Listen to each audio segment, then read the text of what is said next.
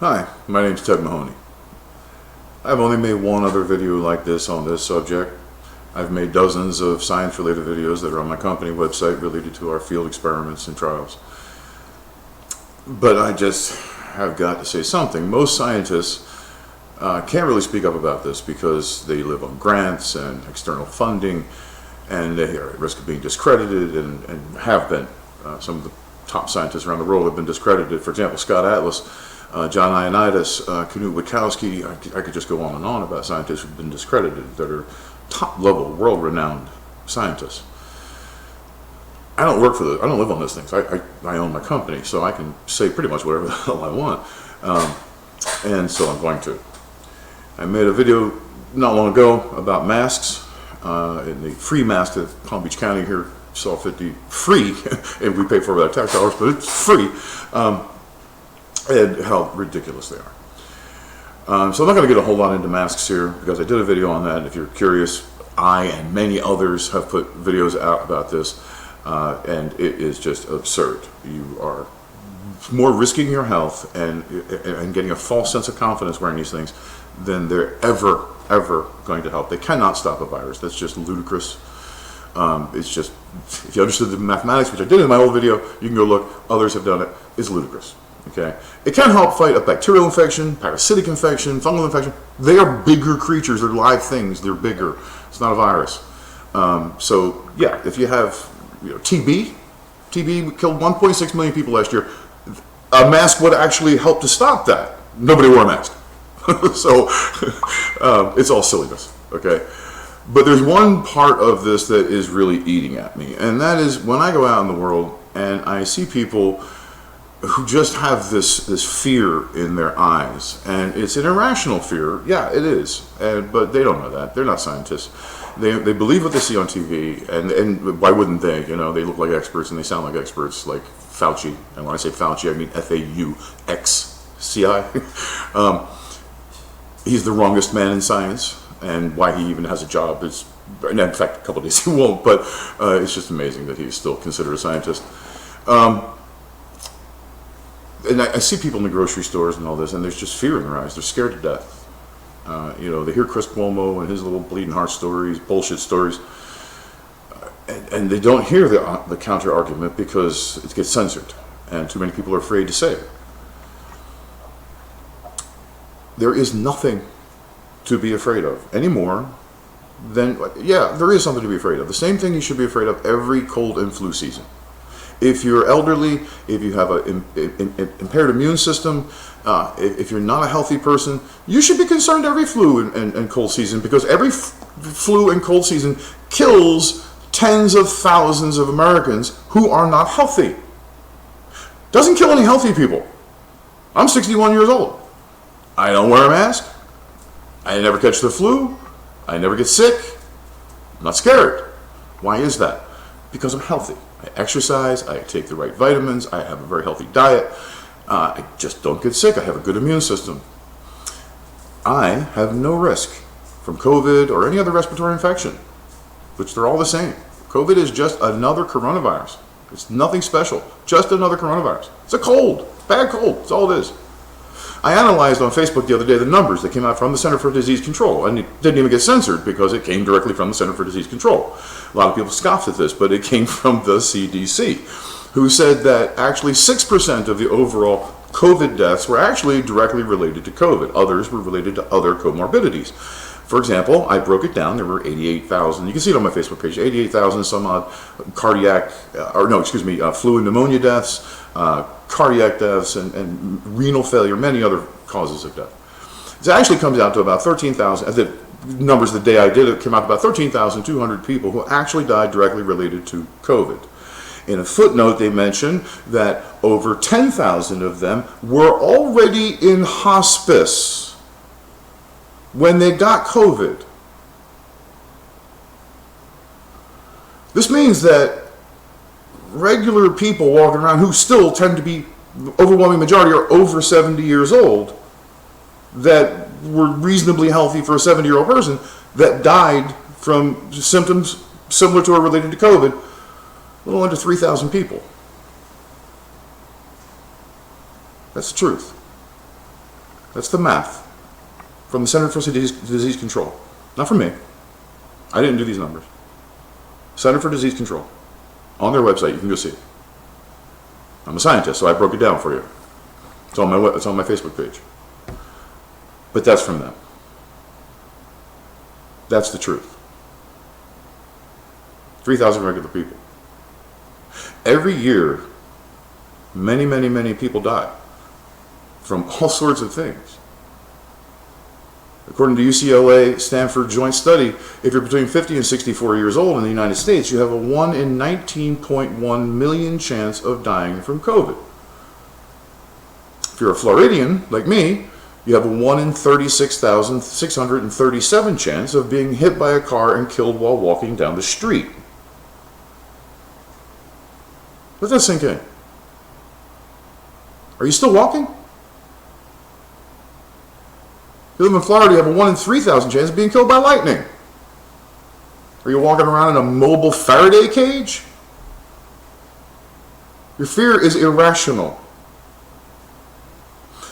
If you watch this video series from a scientist named Ivor Cummings, an Irish gentleman, he is a world-renowned biochemical engineer, brilliant man, and he has taken away from his biochemical engineer career to deal with human health, and he applied the principles of engineering to looking at human health and analyzing it. And he's done that on cardiovascular health over several years.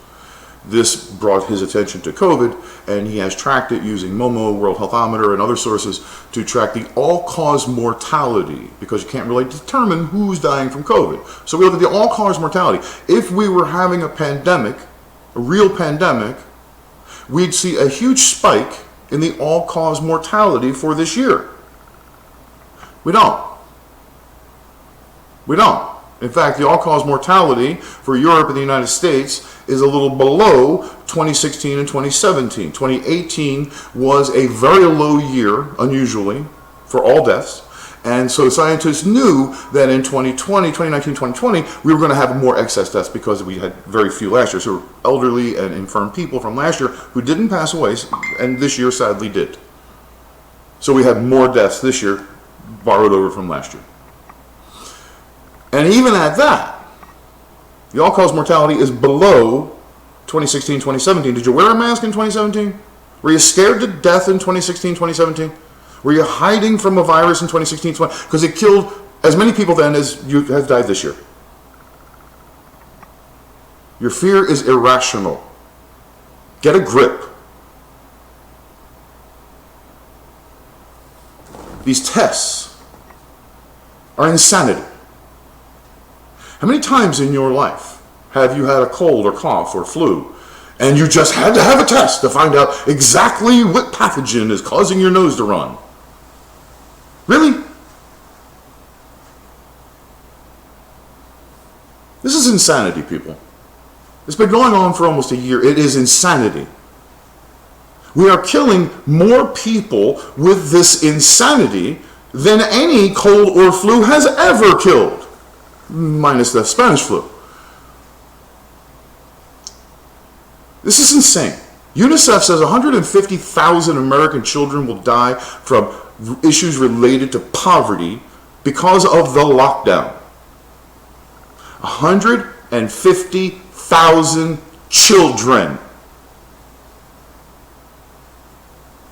Because of your irrational fear. Not to mention the increase in alcoholism, drug abuse, child abuse, spousal abuse. Suicide is off the charts. You people realize what you're doing just because you don't like Trump?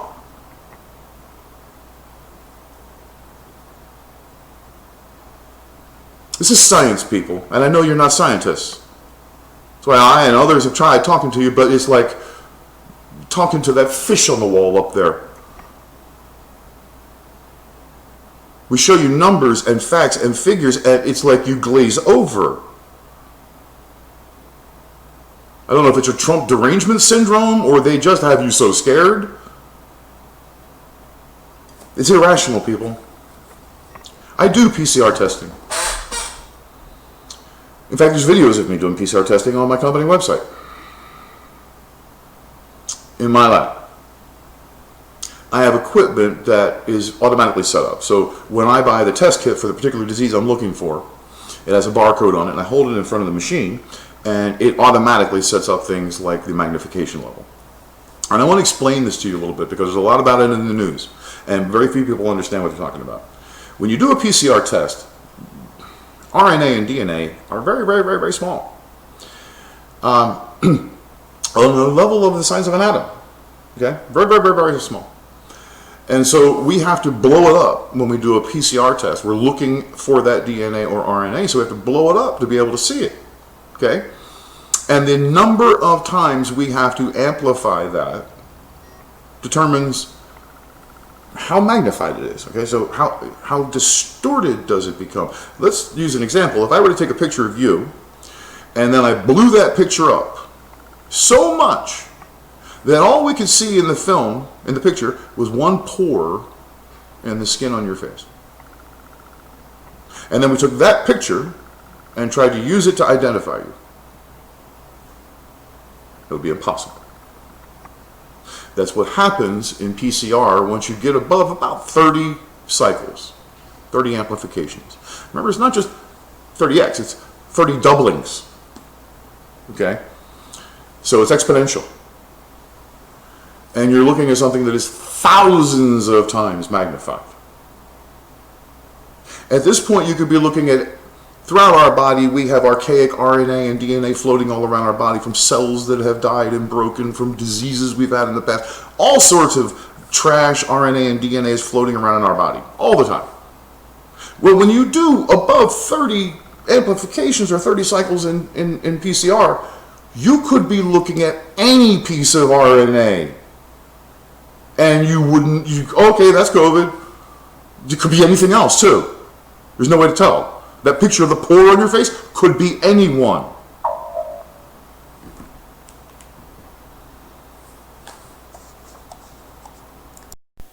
Sorry, I had a brief interruption there. As I said, when we look at a picture of the pore on the skin on your face, it can be anybody. These tests are absurd. If you were in a graduate class in biology and you turned in a PCR, an experiment that involved PCR, and your PCR testing was done at 40, 45 cycles, the professor would throw it out. He would tell you to go over to the liberal arts. They have amplified in the early testing of this as much as 80 cycles. That's like that picture we took of the pore of you and blew it up to where we see is one pore. Now let's blow it up to where that pore looks like a crater on the moon.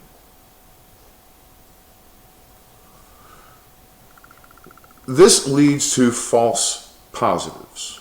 You won't have false negatives, and we very rarely ever, I don't think we've ever heard of a false negative, because you won't not see RNA, right? So you can't get a false negative. You can get a false positive because you could be seeing any RNA. Same is very true for the antibody test. You could be looking at old antibodies because we don't create a different antibody for every different coronavirus. Essentially, the antibody we create, and remember that the antibodies attack a virus prior to it getting inside the cell, then the T cells take over. So when an antibody has been created in your body in the past to fight a coronavirus, it's the same antibody that is used every time you see a coronavirus because it attacks the corona, okay, to keep it from being able to attach to the cell. So our bodies are very efficient. They don't make a new antibody for every different class of virus. So you could be looking at any antibody from any exposure to any coronavirus in the past 10 years, maybe more, depending upon your health and how you live. So that too is an absurd test. And none of these tests, in fact, the inventor of the PCR test adamantly stated that it should not be used for diagnosis. It's an experimental tool for researchers like myself. It is not a diagnostic tool for health. And he has passed away, sadly, but before he passed away, I think in 2009, he made quite the case that it should not be used diagnostically, because it was being used for the first time diagnostically with swine flu, and he was just going nuts about it. because of what I'm telling you. It's the potential for false positives. So this testing is insane. Don't get a test. If you get the sniffles or you have a cough, do what you would always do. Stay home, eat some chicken soup, take some vitamin C and some vitamin D, and stay away from people. It's what you've done all your life. It's what we've done all through the entire existence of humanity. Gosh, people, it's a bad cold, man. It's being weaponized by political parties for political purposes, and in the meantime, they're devastating lives, destroying businesses, and literally killing people. Wake up. There are a lot of scientists out here trying to say this.